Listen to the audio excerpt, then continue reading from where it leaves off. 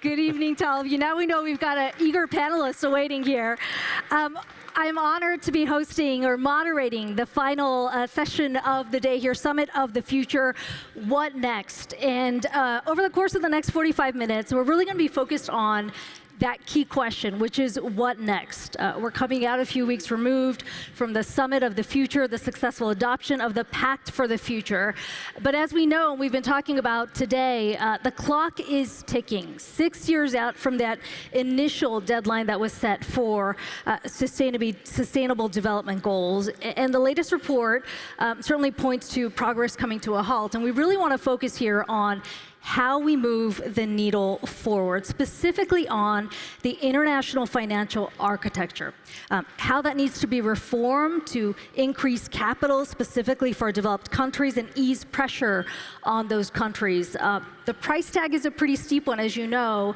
$500 billion is roughly what we're looking at per year in order for these countries to be able to address the issue of climate change and push forward with these SDG goals. We've got a distinguished panel to be able to workshop these ideas, but first, I want to bring in Mr. Achim Steiner, the administrator of the UN Development Program, to address some opening statements here.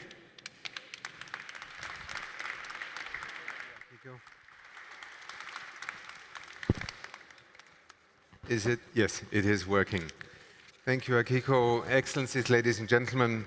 I am literally only the warm-up act because you will have a fantastic panel here in a moment. And I was invited to just frame a little bit this moment after the summit, and with Hamburg being the workshop that is now thinking about, okay, documents are patient, pacts are signed and adopted, what happens next? Let me for a moment just take you a step back, because to many, what is sometimes agreed amongst 193 nations in the United Nations, in this instance in the General Assembly, is taken for granted.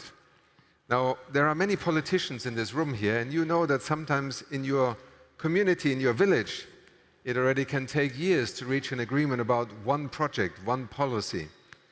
Imagine trying to convene the world over the last 2 years in the midst of all that is happening to us, and trying to remind the world that as we point guns at each other, as we face economic crisis and financial ruin, as we confront climate change every day with what is already manifesting itself, here is the United Nations inviting countries to come to the table and say, what is it that we actually still share in terms of interests?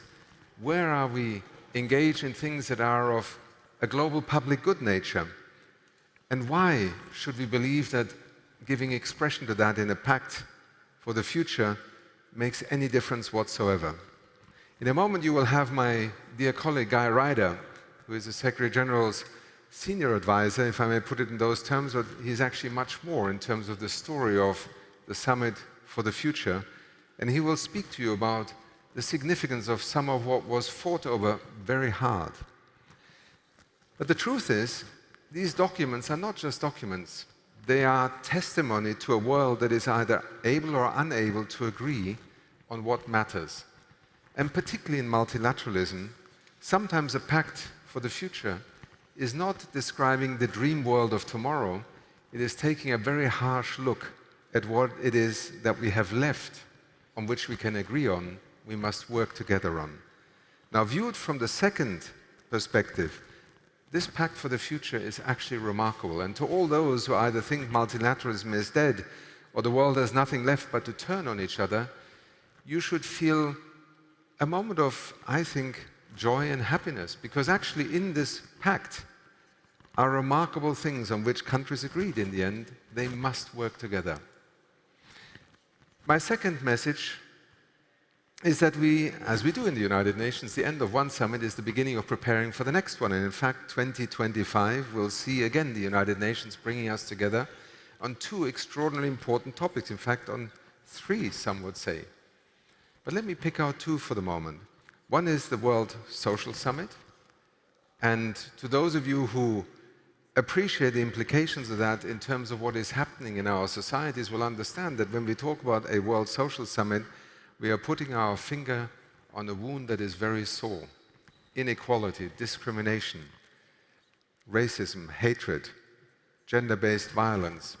So many phenomena of what is happening in our societies that need to be addressed. The other summit is the Financing for Development Summit. Every 10 years, the United Nations brings the world together to reflect on whether we are capable of envisaging a future in which we don't only transact finance in the public domain anymore as aid and projects or charity, but where we're able to frame an agenda on investing in the future as essentially a strategy for co-investment. There is so much misperception in our societies, including in a country such as Germany, about the phenomena that we face when it comes to financing for development. A perception that we have perfected in our international negotiations, where we enter a room and by virtue of wanting to gain an advantage in how we negotiate the financial realities of our world, we try to downplay what the other side is doing. It is a zero-sum game on a chessboard and has led us into many a dead end. The truth is, financing for development in the year 2025 is about how hundreds of billions of dollars are being mobilized by citizens in developed and developing economies in order to address issues that are of national interest but ultimately benefit the whole of humanity. I hope that in the way that we will look at the Pact for the Future is a way in which we can also focus on how much we need one another and how much co-investing in the future is not some abstract reality. It is already happening right now, and we need more of it. With that, welcome to this session. Thank you.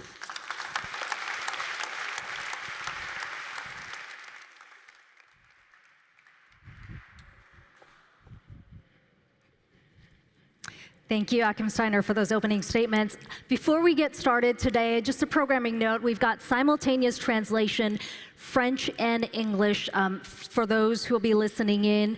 French will be on channel 1, and then English will be on channel 2. And we've got those in the back if you need to get that before we get the panel started here.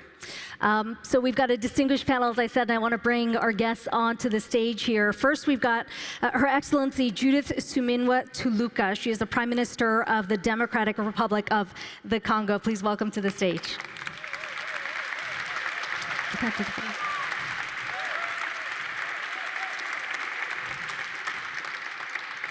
Next, we've got His Excellency Robert Beugré Mambé. He is the Prime Minister of the Republic of Côte d'Ivoire, the head of government, and the Minister of Sport and Living Conditions as well.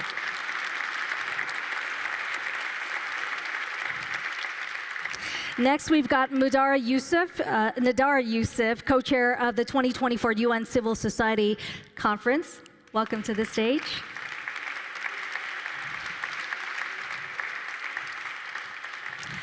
Next, we've got Guy Ryder, the Undersecretary General for Policy of the Executive Office of the Secretary General.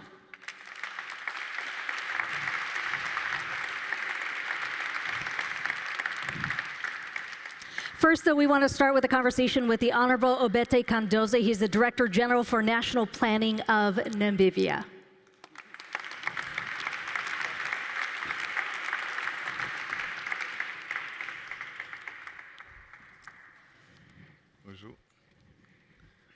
So as you can see, we've got a pretty diverse panel, 45 minutes, so we want to get started right away.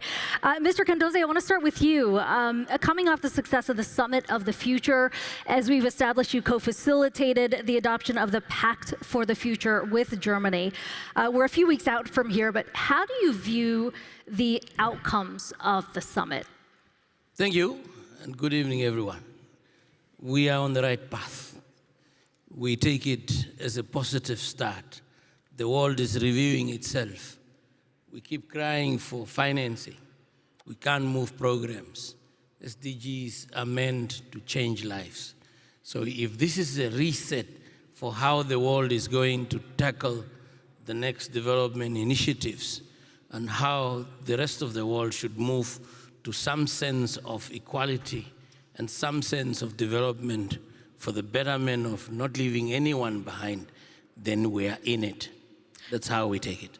We are 8 months out from the International Conference of Financing for Development. How do you think this pact pushes things forward for FFD4? Namibia does a lot of its development by financing by its own resources, much of it. We stand for our loans, we are able to repay, we have the headroom space to play in. So what we fight with is the GDP component. You have a small population into a large number, then you are classified as a middle-income country. But that's not what you see on the ground. Thank you. So we are taking this very, very seriously. We would not remove much of what we do on our own resources, but this is cumulative on what the world shall bring to us. So we are looking at this as a profound development, and we are very, very positively engaged with the world. So we are looking to be a positive player. We are looking to meet the world. We are looking to play for what you sign. We want to use that optimism to push the conversation forward here on what can be done at the local level, the country level. But first, Guy, I wonder if we can sort of have you set the stage as well. You know, as we heard right here, we're a few weeks removed from the Pact for the Future. I heard you say the Pact for the Future is also a pact for reform for the UN. Give me your assessment on what you think this means for SDGs. Yeah, well, I think it's important to say that the whole summit, the whole process was explicitly designed. One of its major objectives was to accelerate delivery of the SDGs, which we all know are badly off track. I think 17% of the targets are on track. So we know that we're falling down in the SDGs. We constantly reaffirm our commitment collectively to deliver, but we don't seem to be giving ourselves the means to deliver on the SDGs. And critically, finance is not there, or not in sufficient quantity. And I think in two ways, the Pact for the Future adopted at the summit gives us, I think, some new possibilities. Firstly, it's in the first part of the Pact, there is very important language, I think, of a political nature about, and Achim has referred to it, how delivering the 2030 Agenda, the SDGs, is a common interest. This is not an act of altruism, it is a co-investment, as Achim has said. This is something which the international community as a whole needs to deliver upon. And then we have very important language on financial architecture. I don't know what the assessment of colleagues in the panel would be, but my assessment, and I've been interacting with the bank and the fund for about 40 years, I think there is language in the Pact about change and reform which probably breaks ground that has not been broken previously. The language goes to the need for governance reform, to give the developing world a fair voice in fund and bank decisions. It goes to a review of the debt architecture in a way which I think has not previously happened. It talks about reviewing the business model of the multilateral development banks, a new attitude towards risk so that we can leverage finance in a much more expansive way. It talks about what to do when these shocks which are hitting us with greater frequency hit. How can we use the financial system to provide safety nets which are all too often lacking? And how can we review concessional financial arrangements? There is a section which I think is important in the Pact about developing metrics which go beyond gross domestic product as a measurement of access to concessional finance. If you put all of this together and you set the needs which are so obvious in the shortcomings of delivery of the SDGs with these new political commitments and the opportunity of Seville next June, the next Financing for Development conference, you have a very potent moment when need meets possibility and the occasion. And I think, you know, if people say, is this Summit of the Future going to make any difference at all? That depends on our capacity to put those three elements together and move the needle on development and accelerate the SDGs. Prime Minister Tuluka, I wonder if I can bring you into the conversation here because, as Guy highlighted, at the core of this discussion around SDGs is the inequity that we see, particularly in the global financing system. This growing divide between developed and developing countries. In many ways, the DRC is right in the middle of that. The country has long been one of the poorest in the world, but you are sitting on an abundance of resources. We can talk about critical minerals that are needed globally. Certainly the development potential is there. How do you unleash that? And how do you utilize this architecture that exists globally to get there? Effectivement, comme beaucoup le savent, la République démocratique du Congo, avec son immense potentiel en ressources naturelles, vous l'avez dit, les minerais stratégiques, terres arables, forêts, biodiversité, pourrait exploiter diverses stratégies de financement. Aujourd'hui, pour pouvoir accéder, pouvoir mieux développer, aller vers le développement, nous sommes dans une stratégie. Premièrement, il est important pour nous de mobiliser des ressources internes par le renforcement de la fiscalité et la gestion des ressources naturelles. Parce qu'on pense qu'il faut d'abord que nous soyons nous-mêmes, à l'interne, prêts à pouvoir financer notre développement. Par ailleurs, nous avons développé toute une politique par rapport au partenariat public-privé.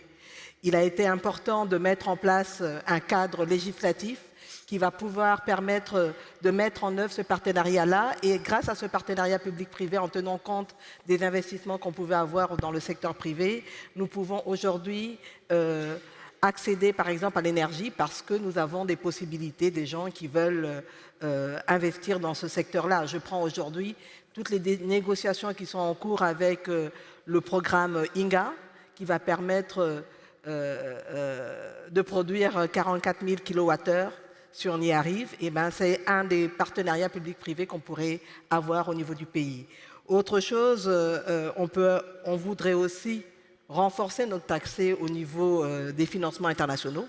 Là, évidemment, il y a toute cette discussion qu'on a avec nos différents partenaires techniques et financiers.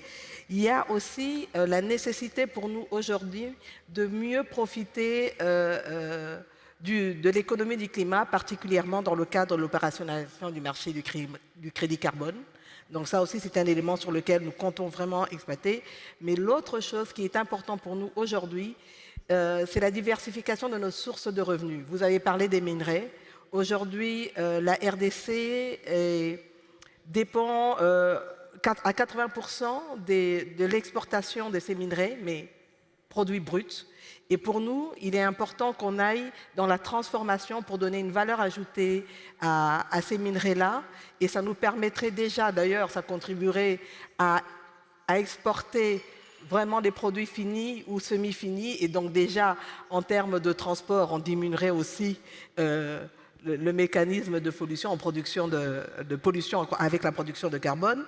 Mais dans cette diversification de l'économie, c'est de voir comment, plutôt que de continuer à se focaliser sur les minerais, nous allons plutôt aujourd'hui vers l'agriculture, diversification de l'agriculture, la transformation, vers le tourisme ou d'autres secteurs des services.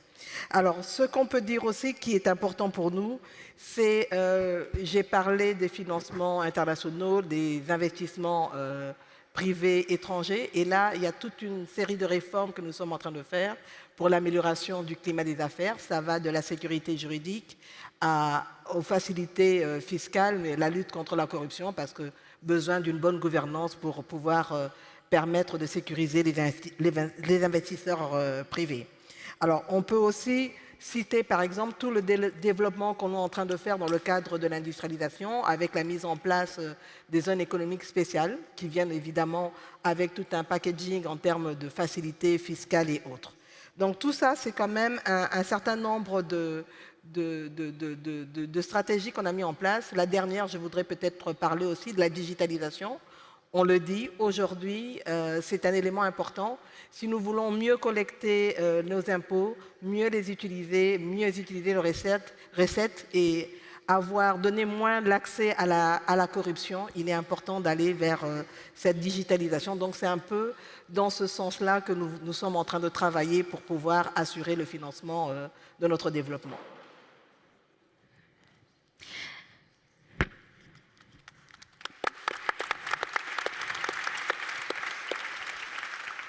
that the need to diversify the economy, as you mentioned, and the financing mechanism, certainly a good segue to ask the question here to Prime Minister Mambé. At the Summit for the Future, we heard Côte d'Ivoire highlight the need to mobilize adequate financial resources for key issues. That includes addressing, as the Prime Minister said, the digital divide, promoting innovation, ensuring quality education. How has Côte d'Ivoire looked to align the national financial framework with the country's sustainable development needs? Pour répondre à votre question, il faut savoir que la conférence qui a eu lieu aux Nations Unies peut être considérée comme une alerte pour appeler le monde à bien configurer sa compréhension de ce que c'est que le développement durable. En ce qui concerne les travaux que nous conduisons ici à Hambourg, ce sont des travaux dirigés qui vont affiner l'approche de sorte à permettre au monde de comprendre que la configuration géométrique des financements doit être modifiée par les réalités que nous vivons dans les différents pays. Dans la réalité, il faut noter que l'Afrique produit 7% des gaz à effet de serre dans le monde. Et l'Afrique subit 70% des conséquences des gaz à effet de serre.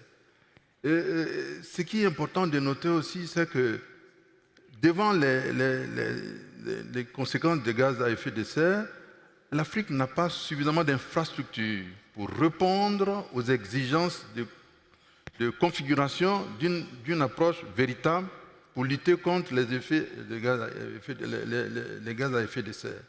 Donc, dans l'approche du financement, il faut une géométrie qui tienne compte de 4 éléments. Premier élément, l'environnement. Deuxième élément, le social. Troisième élément, l'économique. Et quatrième élément, l'économie circulaire pour permettre que l'utilisation des ressources et des richesses naturelles soit gérée de façon homogène, rigoureuse et bien argumentée selon les réalités des terrains. Donc, en ce qui concerne la Côte d'Ivoire, notre approche tient compte de ces 4 éléments. C'est pourquoi, au niveau de notre pays, la gestion de l'environnement durable nous conduit à noter les éléments suivants. Premièrement, l'exonération des droits de douane quand il s'agit de l'économie qui concerne l'énergie durable, énergie verte, énergie simple. Deuxièmement, l'exonération des taxes sur la valeur ajoutée quand il s'agit de l'énergie durable. Troisièmement, nous configurons l'exonération des droits pendant 3 ans sur les taxes des opérations bancaires, de sorte à permettre aux investisseurs de bien configurer leur intervention dans ce domaine. Par conséquent, il y a un enjeu de taille qui permet à notre pays de privilégier l'énergie durable. Dans la géométrie de l'énergie, la Côte d'Ivoire vise 40% d'énergie verte d'ici 2030. Donc, tous nos efforts sont portés par ces mécanismes qui est très important à nos yeux. Voici un peu la configuration que nous notons pour ce qui concerne la Côte d'Ivoire.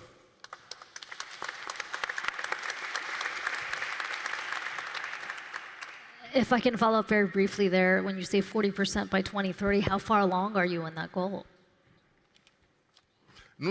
Actuellement, nous sommes à 30% de l'énergie verte et l'énergie moins polluante en ce qui concerne toute la géométrie de la capacité. La Côte d'Ivoire a une bonne capacité d'énergie et donc minimum 30% sont consacrés à l'énergie verte actuellement. Mais nous tendons vers 40% et peut-être même dépasser 40% parce qu'aujourd'hui, nous sommes un pays dont le paysage permet d'avoir de l'énergie solaire, de l'énergie éolienne, parce que nous avons fait des études pour identifier cela, l'énergie hydraulique avec les barrages hydrauliques. Nous avons aussi de l'énergie à partir des déchets agricoles. donc la biomasse. Nous sommes un grand pays agricole, la biomasse peut être utilisée. Donc tout cela devrait permettre à notre pays de mieux adopter des énergies vertes, des énergies propres pour aider à la croissance de l'économie. Nudhara, I want to bring you into the conversation. You've got a unique voice here on stage as a view of civil society here. How do you think National Financing Frameworks provides a platform to strengthen the governance of financing? Yeah, I mean, this is a really interesting question, and I think later on kind of getting into the role of civil society on that as well. But maybe kind of grounding that specifically in a proposal that was mentioned on the Pact for the Future in terms of follow-up. I mean, look, usually when we measure sort of strength of economies, we're looking at, broadly speaking, the public debt to gross domestic product ratio. So, you know, in current status quo. So when a government is kind of looking at its credit ratings and where it sort of ranks in that ratio, the natural tendency is to then kind of move into austerity policy to reduce the sort of public debt ratio. And so that often looks like cutting investment in the economy. It often looks like cutting investment in sort of the bits that seem like they're for tomorrow. So the sustainability side, the more long-term planning of the economy. And counterintuitively, austerity policy ends up sort of decreasing the gross domestic product of a economy in the long run. And so you're kind of trading off the short term for the long term by investing in sort of one side of the ratio as opposed to the other. And so this is why, and I should say that's sort of a natural a rational approach for an economy that would take a hit from its credit ratings and therefore take a hit in its ability to leverage finance and foreign direct investment. So there's sort of several things attached to that. So rather than looking at a country and saying you should plan for the long term, what are the systemic issues that are forcing that decision-making mechanism, right? And this is where something like beyond GDP becomes specifically important. Because if then we're measuring public debt to a ratio beyond just gross domestic product, we're now starting to value economies that actually rely more heavily on, for example, the care economy or on social community-based value production, which are not often measured in our current status quo. And so you're actually increasing the value of that ratio for many economies by making these small kind of marginal tweaks to the way that we measure growth, the way that we measure productivity. And these are very substantive things that are in the Pact for the Future that I think we need to be taking forward in forums like the 4th International Conference on Financing for Development, because as we said earlier today, the current development model is looking at small island developing states, middle and small income countries as potential markets, which is necessarily extractive, right? You're going into it and thinking of it as a market that can be exploited for gain. And so thinking about how we in the sustainability framework actually rethink development pathways is a big part of the development justice model that we need to start looking at. Here I think civil society has a really important role to play. Happy in the second round to get into discussions about what we've been doing at the Nairobi conference to help further some of these discussions.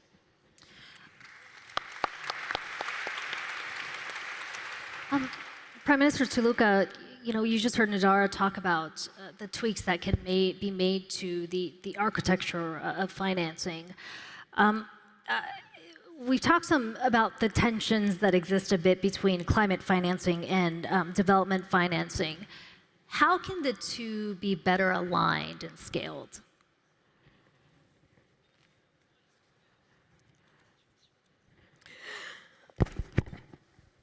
Je pense que ce qui est important, c'est de voir comment, dans les processus actuels, dans les échanges qu'on peut faire, chaque pays aujourd'hui, comme la RDC, qui a un fort capital en termes de potentiel, en termes environnemental, en termes de forêt, peut contribuer, on le contribue, Monsieur le ministre, le Premier ministre l'a dit, nous sommes des pays qui ne produisons pratiquement pas de gaz à effet de serre, mais nous sommes le réservoir sur qui le monde peut compter. Et donc pour ça, je pense qu'aujourd'hui, il est très important de s'assurer de la manière dont nous sommes en capacité d'aller dans des négociations, notamment dans le cadre de l'économie du climat, comment nous arrivons à négocier le prix du crédit carbone. Et je pense qu'aujourd'hui, c'est ça qui est le plus important. Nous avons eu une expérience en RDC, dans une des provinces, qui a un grand potentiel en termes de forêt, la province du Mambé, où nous avons pu obtenir des financements dans le cadre du crédit carbone. Et cela a permis effectivement d'appuyer les communautés en termes d'infrastructures, en termes d'accès à l'énergie. C'est un début, mais je pense qu'il est très important que dans cette discussion, les pays qui sont en fort potentiel puissent vraiment faire porter leur voix et que nous puissions négocier pour avoir vraiment un prix équitable dans le cadre notamment du crédit carbone ou autre. Je pense qu'aujourd'hui, tout est un peu orienté autour de cette problématique-là. Qui fixe les prix alors que ceux qui l'offrent ne sont pas en capacité de fixer ces prix-là, et c'est ça qui est le plus important aujourd'hui à discuter, à négocier.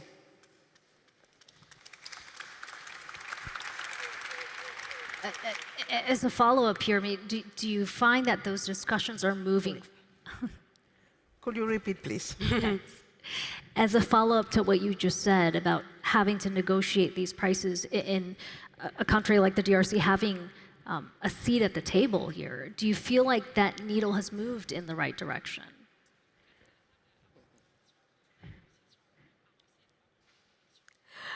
Je pense qu'aujourd'hui, nous ne sommes pas encore au point où ces négociations vont vraiment dans la bonne direction. Aujourd'hui, je pense que nous avons différentes alliances. Par exemple, la RDC aujourd'hui a une alliance avec le Brésil et l'Indonésie pour pouvoir peser et mettre en avant leur potentiel. De la même manière, aujourd'hui, on parle du CAFI, et je pense que nous sommes dans un processus où, ensemble, tous les pays qui sont à fort potentiel forestier et qui constituent des réserves d'oxygène pour le monde, doivent être dans une position où on les écoute et peuvent aussi aller dans cette négociation. Bien sûr, il est important que nous puissions aussi donner un certain nombre de garanties par rapport à la conservation de ce potentiel-là, mais pour l'instant, les négociations ne sont pas encore au beau fixe comme nous le souhaitons.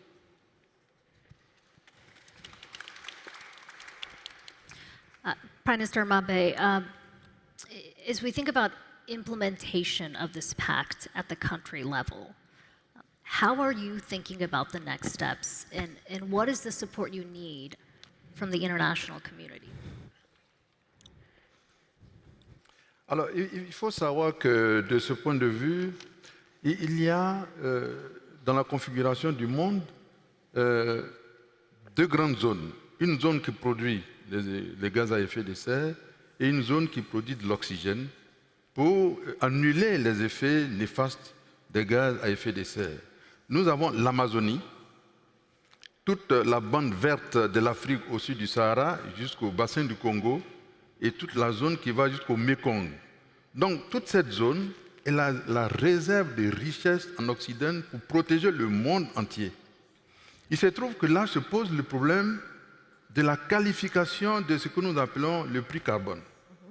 Et comme le disait Madame la Première ministre tout à l'heure, toute la problématique est de déterminer le prix juste du prix carbone. C'est ça le vrai problème qui se pose actuellement dans le monde.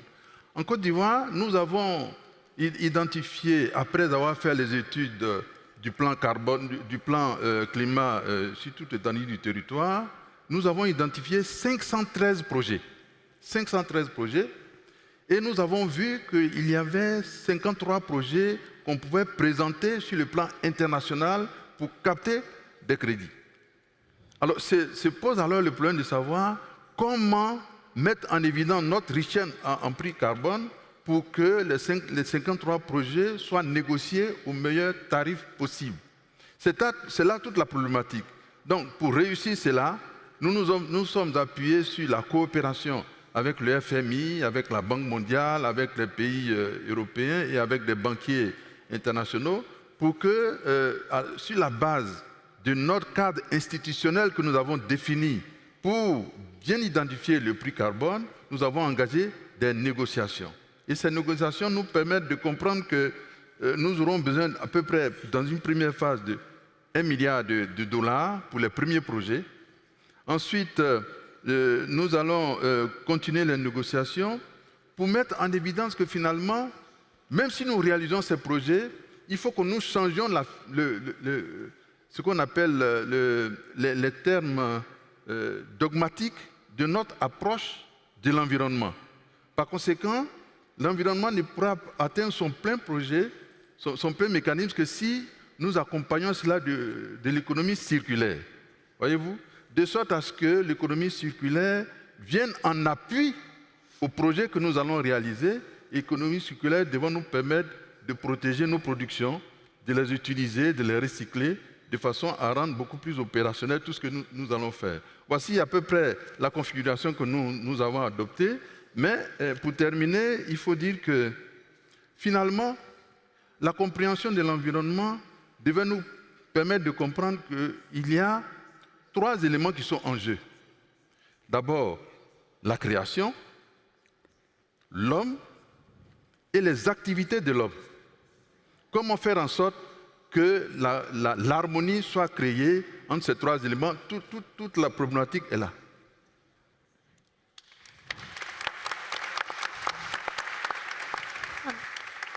Guy, I want to hone in on 2 things that Prime Minister Mambé and Tuluka have mentioned. One being what we have discussed for some time, which is this discrepancy that exists between the emitters and those who are taking the brunt of the climate impact. Also the issue of carbon pricing and finding the right pricing there. As you look ahead to FFD4 in June of next year, how are you thinking about the next steps to make this a constructive approach to get results in the end? Well, I think it would be a mistake to wait to Seville because we have an important rendezvous before that, a month from now, of course. Which is COP29 in Baku, where everybody knows finance is really top of the agenda. And we know that past commitments have not been made internationally, have not been met. We know, of course, this discrepancy that you've referred to, which goes under the heading of common but differentiated responsibilities, but the finance doesn't match up to those differentiated responsibilities. So the first stop is Baku, and it is very, very important that Baku answers the very difficult question that you have put. I would say that that is not the end of the story, because clearly we then have to follow through into the Financing for Development conference in Seville. And here is, I think, some of the good news that we can take as we head to Seville. If you look at the bank and the fund, and this has come out in all of the discussions in the preparation of the Summit of the Future, reform processes are underway as the bank and the fund approach their 80th anniversaries. The bank is undertaking the Bretton Woods at 80 process. The fund is engaged in a Fund for the Future process. They've also bought into the language from the Pact about reform. So, we're not pushing against the direction of travel. We're pushing with a direction of travel. And I think this is unique, in my experience at least. This has not happened before. These are institutions, and the United Nations understands very well. When it comes to reform of the international financial architecture, ultimately the decisions lie with the bank and the fund and the multilateral development banks, regional banks. They don't belong in the United Nations. It won't be the General Assembly that takes those decisions. But the 193 member states of the General Assembly have told the bank and the fund what their expectations of reform are. And I think the bank and the fund have heard that very, very clearly. So you take whatever comes out of Baku, you take the change processes underway in the bank and the fund, you take the language of the pact, and I think this makes Seville a more than usually important rendezvous in financing for development. Let's not forget, this is a track of activities that people are not really very aware of always. From the first conference on funding for development back in Monterrey, I think it was 2002, I was there, but it was a long time ago. There have been important debates which have led to rethinking of how we do development. In a sense, the SDGs were something of a product of those rethinks. Civil needs to stand in that line of change and of taking opportunities and responsibilities, because the moment could hardly be more urgent. Nudhara, you agree with that? Yes. What if you can add to that? Yeah, no, of course. And briefly, I think this idea that, look, the Pact for the Future, the outcomes of the Summit of the Future, not forgetting the annexes as well, the Declaration on Future Generations and the Global Digital Compact, they were intergovernmentally negotiated processes, but they're only going to land, be implemented, and be pushed forward if they are owned by various stakeholder groups, owned by civil society, owned by we the peoples of the United Nations, right? So in terms of what that follow-up looks like, I mean, back in May in Nairobi in Kenya, we started that conversation about implementation. We said, you know, rather than saying, okay, we're going to be late to the game to implementing text and adding into text, which I should say was inputted, and the extent to which it was picked up by member states can be a separate debate. But it was about starting multi-stakeholder groups, bringing together civil society, member states, in some cases the private sector, because look, you can't have a conversation on AI without the private sector in the room and really meaningfully expect to implement and impact things. So let's bring together these stakeholder groups, these impact coalitions, and start the conversation on implementation. So there's a very active Financing for Development Impact Coalition, for example, that is looking at Baku, is looking at the 4th International Conference on Financing for Development to bring forward those multi-stakeholder opinions. Because this is, you know, the key to the crux of what you were saying, USG Ryder, is what happens in the halls in New York only matters when it leaves New York and when it enters the other conversations, when it enters the various fora. And civil society play a really important connective thread, because we're that flexible stakeholder group that gets to wear whatever hat in whatever room we're in and enter whatever conversation with that sort of flexible informality that civil society allows us. That, for example, the verticals of government don't necessarily do so. So I think there's going to have to be an important unpacking exercise of monitoring, tracking, evaluation, timeline mapping. Where is it strategic to push for what issues? In the UN system, which mandates need to be taken by which groups, which committees need to take up what issues. And I think really thinking of civil society not as a normative player that you should include, but as an active agent that will help you take the Pact for the Future forward. I know we've got a limited amount of time here, but I'd love to give the last word to Prime Minister Tuluka and Mambé as well. We've sort of established here on the stage today about the promises that have not been met, and you've highlighted that as well, but it feels like in the spirit of this conference, trying to find those deliverables, those markers to push things forward. As you look ahead to Baku, as you look ahead to Spain, how will you measure the success that this is a dialogue that has in fact now changed, that has moved forward, specifically on the way that financing is provided for these projects that you have highlighted here today? And Prime Minister Tuluka, I'll have you start first.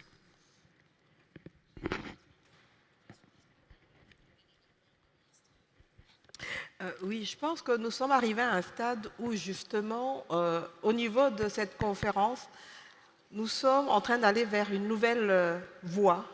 Cette voie où on se rend compte que tout ce dont on parle depuis des années ne peut se faire que dans un partenariat gagnant-gagnant. Et si ça ne va pas dans ce sens-là, on n'y arrivera jamais. Parce que d'un côté, nous avons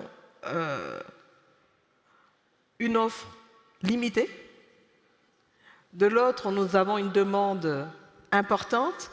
Et nous avons un marché qui ne correspond pas du tout au marché de l'offre et de la demande. Ça n'a aucune correspondance.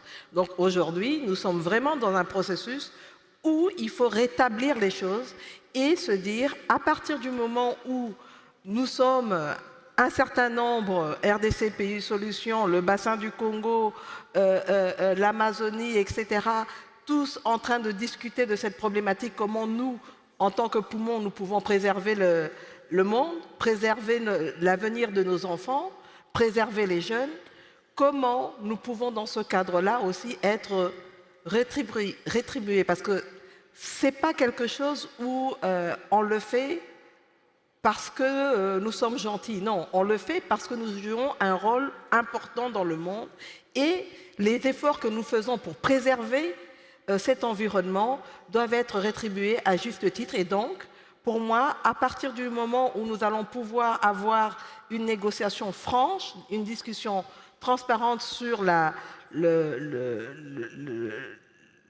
prix du carbone, et que nous pouvons effectivement accéder à ces financements de manière correcte, je pense que ça serait un bon début.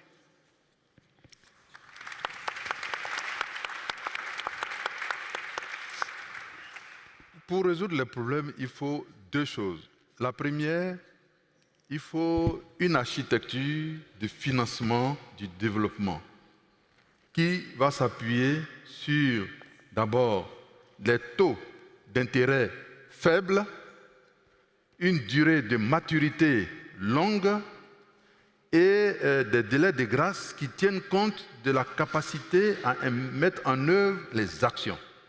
Ça, c'est la première des choses qu'il nous faut pour gagner la bataille du développement durable. La deuxième chose, il faut un calendrier.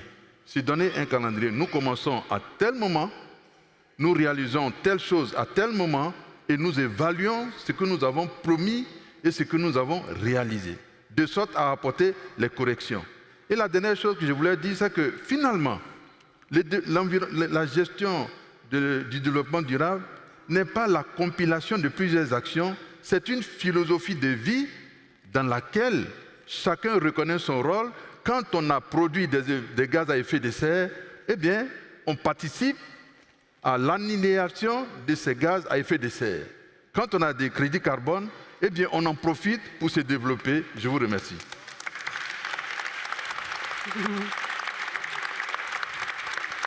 We are unfortunately out of time, but I want to thank you all for joining in on this conversation, and thank you for joining as well.